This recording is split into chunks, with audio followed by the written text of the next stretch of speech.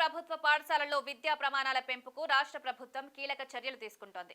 ఈ విద్యా సంవత్సరం నుంచి ప్రీ ప్రైమరీ తరగతులను కొత్తగా ప్రవేశపెట్టాలని నిర్ణయించింది. ఈ తరగతులు విద్యా వ్యవస్థ బలోపేతానికి, చిన్నారుల ప్రాథమిక విద్యా పునాదులను పటిష్టం చేయడానికి దోహదపడతాయని ప్రభుత్వం తాజాగా 210 ప్రాథమిక పాఠశాలల్లో పూర్వ ప్రాథమిక విద్యను ప్రవేశపెడుతున్నట్లు ప్రకటించింది. ఈ తరగతులకు సేవలందించేందుకు ప్రతి పాఠశాలలో ఒక విద్యా వాలంటీర్ను, ఒక ఆయాను నియమించనున్నారు. స్థానికంగా నిరుద్యోగులుగా ఉన్న వారికి అవకాశం కల్పించనున్నారు. విద్యా వాలంటీర్కు నెలకు 8,000 గౌరవ వేతనం, ఆయాకు నెలకు 6,000 గౌరవ వేతనం అందించనున్నట్లు విద్యాశాఖ అధికారులు వెల్లడించారు. ఈ స్కూళ్లలో చిన్నారులకు అవసరమైన కుర్చీలు, ఇతర సౌకర్యాల కోసం ఒక్కో పాఠశాలకు 1.5 లక్షలు ఖర్చు చేయనున్నారు. 210 ప్రీ ప్రైమరీ తరగతులకు కేంద్ర విద్యాశాఖలోని సమగ్ర శిక్ష ప్రాజెక్టు ఆమోదిత మండలి అనుమతి తెలిపింది. ఈ ప్రాజెక్టు కింద రాష్ట్రానికి కేటాయించిన 1,486 కోట్ల రూపాయల నుంచి ఈ నిధులు వినియోగించబడతాయి.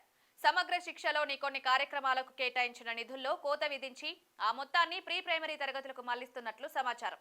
ప్రీ ప్రైమరీ తరగతుల ప్రారంభంతో పాటు తెలంగాణ ప్రభుత్వం విద్యా ప్రమాణాల పెంపుకు అనేక ఇతర చర్యలు కూడా చేపడుతోంది.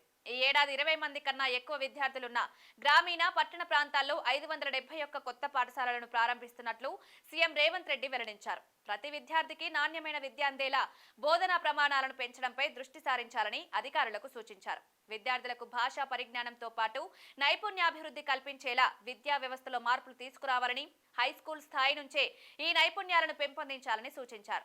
గురుకుల తరహా సదుపాయాలు డే స్కాలర్స్ కు అందించే విషయంపై అధ్యయనం చేయాలని సీఎం రేవంత్ అధికారులకు సూచించారు. ఈ కీలక చర్యలు తెలంగాణలో నాణ్యమైన విద్యను అందించడానికి దోహదపడనున్నాయి.